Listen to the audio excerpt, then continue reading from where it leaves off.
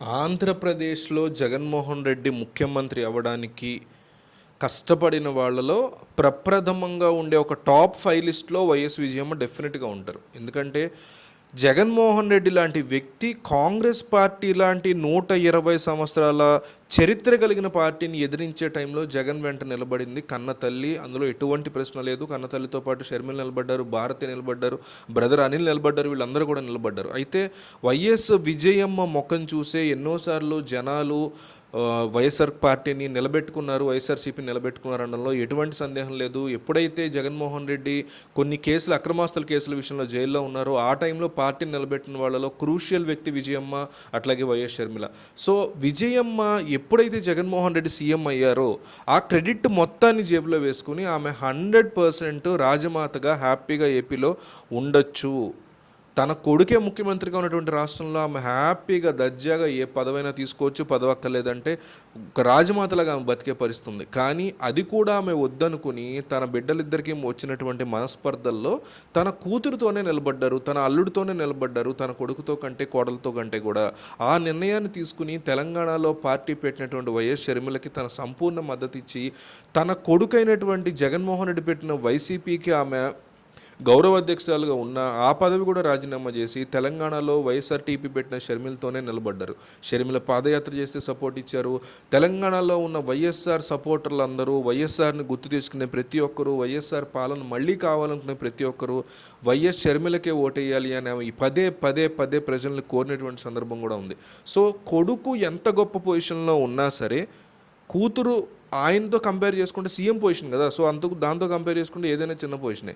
చిన్న పొజిషన్లో ఉన్నటువంటి షర్మిలతో ఉండడం అనేది ఆమె జీవితంలో తీసుకున్న అత్యంత పెద్ద నిర్ణయం. కానీ ఈరోజు అదే వైఎస్ విజయమ్మ ఆంధ్రప్రదేశ్లో అడుగుపెట్టినటువంటి వైఎస్ షర్మిలతో, కాంగ్రెస్ పార్టీ అధ్యక్షురాలుగా పగ్గాలు చేపట్టిన షర్మిలతో ఉండగలుగుతారా? కేవలం అంతవరకే ఆమె లిమిట్ అయితే ఉండగలుగుతారేమో. కానీ ఇప్పుడు జగన్మోహన్ రెడ్డికి ధీటుగా వైఎస్ షర్మిల నిలబడబోతున్నారు, జగన్ని ఎదిరించబోతున్నారు. ఈ రకమైనటువంటి పరిస్థితుల్లో వైఎస్ విజయమ్మ ఎవరి వైపు ఉంటారు? ఈ పాయింట్ని బేస్ చేసుకుని జగన్మోహన్ రెడ్డి వైఎస్ విజయమ్మని కన్విన్స్ చేసినట్టు తెలుస్తుంది.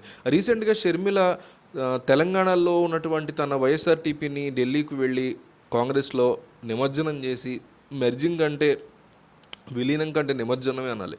సో నిమజ్జనం చేసేసి కాంగ్రెస్ పార్టీ పగ్గాలు చేపడతానని వాళ్ళు అండమాన్ నికోబార్ ఇస్తే అండమాన్ నికోబారు, ఆంధ్రప్రదేశ్ ఇస్తే ఆంధ్రప్రదేశ్లో ఖచ్చితంగా రాహుల్ గాంధీ, సోనియా గాంధీ చెప్పినట్టు చేస్తానని తన తండ్రి వైఎస్ రాజశేఖర రెడ్డి కోరిక రాహుల్ గాంధీ పీఎం అవడం, ఈ కబుర్లన్నీ చెప్పి ఆ పార్టీలో జాయిన్ అయిపోయారు. సో త్వరలోనే ఆమె ఏపీకి రాబోతున్నారు. అదే టైంలో ఎప్పుడైతే ఆమె ఢిల్లీ వెళ్ళారో అదే టైంలో కేసీఆర్ని పరామర్శించాలనే ఒక వంకతో హైదరాబాద్ వెళ్ళిన జగన్మోహన్ రెడ్డి పరామర్శ తర్వాత వెళ్ళి తల్లి విజయమ్మని కలిశారు. కలిసిన తర్వాత ఆయన కన్విన్స్ చేసిన పాయింట్ ఒకే ఒకటి: ఇన్నాళ్ళు కూతురికి సపోర్ట్గా నిలిచావు నువ్వు అమ్మ, నేను ఏ రోజు కూడా ఆపలేదు. తెలంగాణలో పార్టీ పెట్టుకుని తన దారిని తను వెళ్తున్నంతకాలం నేను కూడా ఆమెను తెలంగాణ పరంగా ఎక్కడా అడ్డుకోలేదు, ఏ రోజు ఆపే ప్రయత్నం చేయలేదు. కానీ ఈరోజు నేరుగా నేను 5 సంవత్సరాలుగా బిల్డ్ చేసుకుని 10 సంవత్సరాలుగా బిల్డ్ చేసుకున్న పార్టీకి, 5 సంవత్సరాలుగా బిల్డ్ చేసుకున్న ప్రభుత్వానికి ఆమె దెబ్బ కొట్టే దిశగా అడుగులు వేస్తున్నప్పుడు నువ్వు ఆమె వైపు ఉండడం ఎంతవరకు కరెక్ట్? నేను ఏ తప్పు చేశానని తను అట్లా చేస్తోంది. ఆస్తి వ్యవహారాలు గొడవలు అయితే కూర్చుని మాట్లాడుకుందామని నేను ఇప్పటికే సందేశాలు పంపించాను, రాయబారులను పంపించాను. దాన్ని కూడా ఆమె ఎక్కడా యాక్సెప్ట్ చేయట్లేదు. ఈ పరిస్థితుల్లో ఖచ్చితంగా నువ్వు నాకే సపోర్ట్గా ఉండాలి, ఈ టైంలో ఆలోచించుకో అని వైఎస్ విజయమ్మకి జగన్మోహన్ రెడ్డి చెప్పడం, ఒక కొడుకు తల్లికి బాధ్యతాయుతంగా మాట్లాడడం.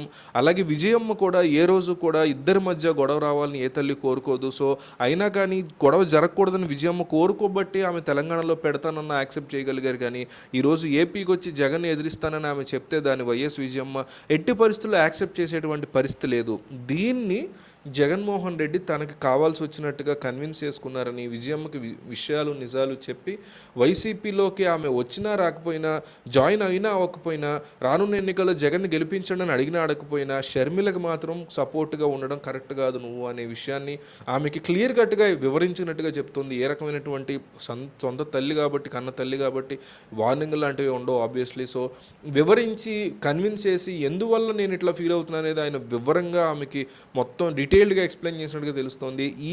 ఈ మూవ్ జగన్మోహన్ రెడ్డి ఇట్లా లోటస్ పాండ్కి వెళ్ళి ఇన్ని సంవత్సరాల తర్వాత విజయమ్మను కలుస్తారనే మూవ్ని జగన్మోహన్ రెడ్డి ఇట్లా చేస్తారని షర్మిల ఎక్స్పెక్ట్ కూడా చేయలేదు. సో ఈ రకమైనటువంటి తెలివిగా వైఎస్ విజయమ్మ ఆయన కన్విన్స్ చేశారని తెలుస్తుంది. సో ఏపీలో అడుగుపెట్టే షర్మిలకి ఓటేయమని కానీ, ఏపీలో ఆల్రెడీ ముఖ్యమంత్రిగా ఉన్న జగన్కి ఓటు వేయండి అని కానీ ఏపీ ప్రజల్ని విజయమ్మ ఇక బేదట కోరబోరు అని మనకి స్ట్రాంగ్ ఇన్ఫర్మేషన్ వస్తుంది. ఒకవేళ వెళ్తే వైసీపీలోకి వెళ్తారేమో తప్ప పొరపాటును కూడా షర్మిలకి ఆమె సపోర్ట్ చేసే ఆలోచన కూడా చేయరని, పైగా కాంగ్రెస్ పార్టీ మునిగిపోయినటువంటి నావగా ఉంది ఏలూరు ఆంధ్రప్రదేశ్ ప్రాంతంలో. అంతేకాకుండా వైసీపీని, జగన్మోహన్ రెడ్డిని, అసలు జగన్మోహన్ రెడ్డి పార్టీ వైసీపీ పెట్టకముందే ఆయన విపరీతంగా వేధించినటువంటి పార్టీగా కాంగ్రెస్ పార్టీకి పేరుంది.